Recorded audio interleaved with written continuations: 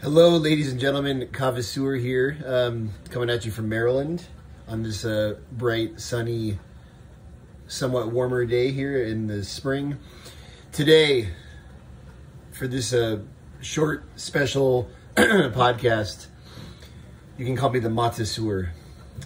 Actually, I should not try to claim such a title because I actually know very little about this fantastic tea. I've been drinking Yerba Mate for about 10 or 11 years. I think I did try it before that, in the cans, the guayaki cans, just as like as a tea, as a substitute for like a caffeinated soda. But Yerba Mate is a plant that comes from South America, specifically Paraguay, Argentina, and Brazil. And the name of that plant is Ilex paraguayensis, which obviously has its roots in the word Paraguay itself. I really, really love Yerba Mate, and I love trying different kinds of Yerba Mate and different brands of Yerba Mate. And one good thing about Yerba Mate is it's so damn cheap. Once you have your cup, traditionally you would drink from a gourd that's been harvested and dried and then treated, and you would use this same kind of straw. But I've had gourds in the past, and they're little calabash type things, and they tend to grow mold in them if you don't like really keep a close eye on them. So I eventually switched to one of these guys. Yerba Mate is a delicious, very strong tea that has what are called xanthines in it. And xanthines are naturally occurring compounds in Yerba Mate and coffee and tea, with traditional, mostly African-grown tea that's, or Indian-grown tea that's consumed a lot by the British and others. But the thing about Yerba Mate is it has multiple xanthines. It has caffeine, and it has theobromine, which is also a stimulant that you find in chocolate. And I have a cocoa farm in Ghana. So oftentimes when I'm getting like very tired and I'm at my farm, I'll just like pluck a cocoa pod off a tree, and I'll just scoop out the beans and chew on them, and I'll usually get a pretty good lift from chewing on those raw cocoa beans. And I didn't know the science behind it. I still don't know the science behind it, but it's fantastic stuff, theobromine, and it is in Yerba Mate. And Yerba Mate, what's so awesome about Yerba Mate is like you can basically never run out of the stuff. Like this is a bag of Cruz de Malta from Argentina, el sabor de la tradición, which means the flavor of tradition. The flavor of tradition. And this bag of Yerba Mate is 1 kilo, and it's only about $11. And so when you think about that, I mean, this bag of Yerba Mate right here, I opened probably 2 weeks ago, and I drink like two fresh cups of Yerba Mate every day, usually in the morning while I'm working. I stopped drinking it, I don't drink it any later than noon because I'm very sensitive to caffeine, and if I drink anything with caffeine in it after 12 o'clock or definitely like in the 3 p.m. range, I am not going to sleep that night. And so my Yerba Mate consumption is in the morning. I'm pretty inconsistent with it. I go back and forth between Yerba Mate and coffee, and just regular old like Twinings tea, like this, like Twinings Earl Grey tea, or Irish breakfast or English breakfast. Twinings is a very famous and mainstream brand, but they do make some really good tea if you're just looking for a regular tea. And I'm trying to remember what the name of the species is of the plant that regular tea comes from. I'm totally forgetting. But all tea that's called tea, black tea, green tea, yellow tea. It all comes from the same species of plant, and somebody can write it. I didn't mean to do thumbs down, point down. Somebody can write it in the comments because I'm forgetting the name of the tea species. But anyways, you can order these bags of yerba mate online, or you can go to like a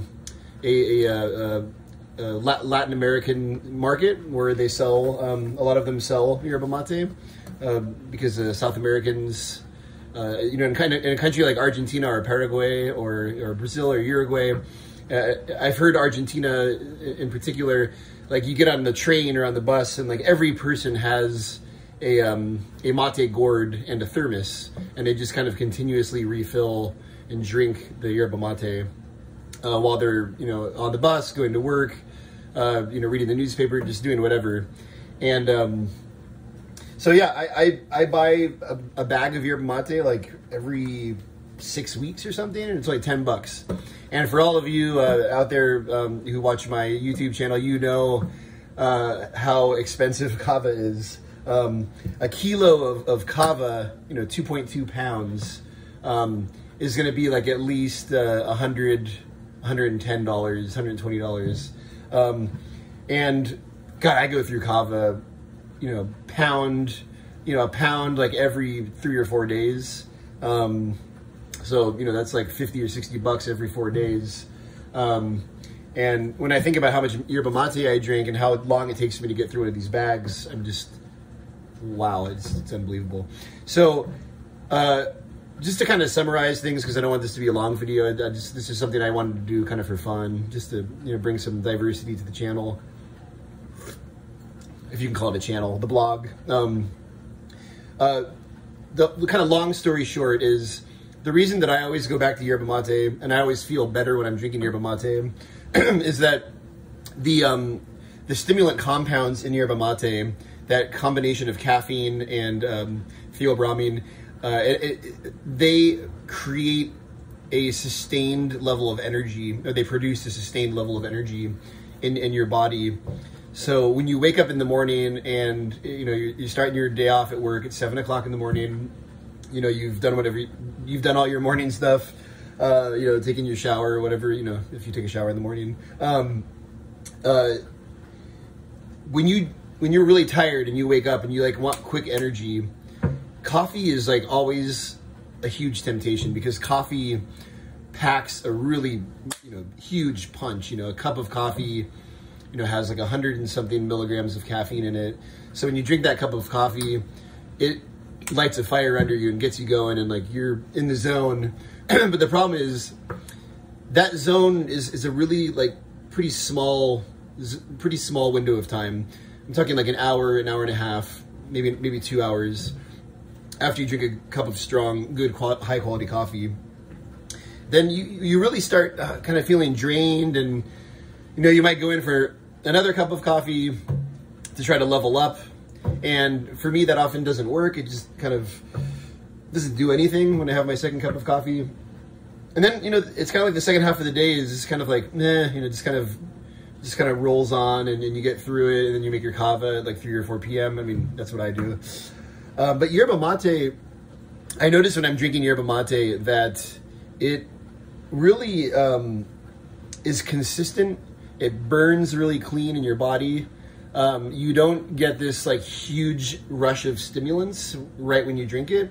It kind of evenly distributes itself throughout your bloodstream, and it keeps you going, and you feel it for 5 or 6 or 7 hours. You feel that increased relaxing energy. You know, there's none of that fidgeting that you get with coffee, none of that like kind of nervousness that you get with coffee. Yerba mate is very clean. It feels like it's a healthy stimulant. It feels better. And it also has tons of nutrients like amino acids and vitamins in it. And that is another added benefit of yerba mate, is that coffee can't offer, is all those added amino acids and vitamins. So, with all that being said, why is the Kavasseur talking about yerba mate? Well, I'm talking about yerba mate because, you know, kava drinkers are looking for ways to reduce the amount of stress in their life while still being productive, and you know, being healthy. You know, most of us don't drink alcohol. Most of us don't mess around with you know, chemical substances, and these natural alternatives like Kava, Peppermint mysticum, and Yerba Mate, Ilex paraguayensis, are really like the yin and the yang of a good day for me. And I think for a lot of Kava drinkers who also drink Yerba Mate, they would probably echo or you know, second that point.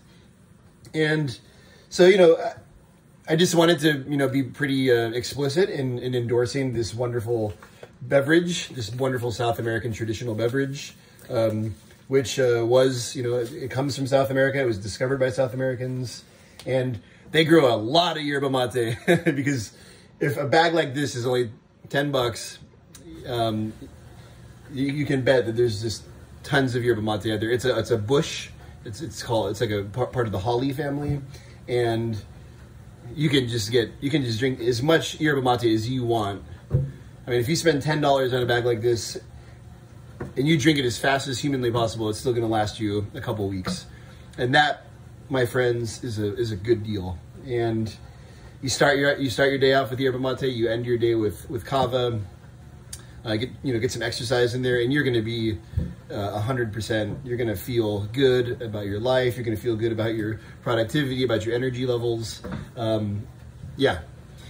So that's it. That's all I wanted to say, and it was probably too much, as I'm in the habit of doing, kind of bloviating and going on and on. Another thing, folks, I want to remind all of you to get your COVID-19 vaccines. It takes a village to raise a child, and it's an old West African proverb. And you know, I'm just encouraging you to get vaccinated. I am fully vaccinated now, and I'm so happy. I just finished my last vaccine on Friday, and I'm feeling more comfortable in the world now, knowing that I'm prepared and my body is prepared to deal with COVID should it infect me for some unfortunate reason. So, all right, with all that said, mate. The Matteseur endorses Yerba Mate. It's a day for the minor history books. All right, folks, have a nice rest of your April, and bula to the hula.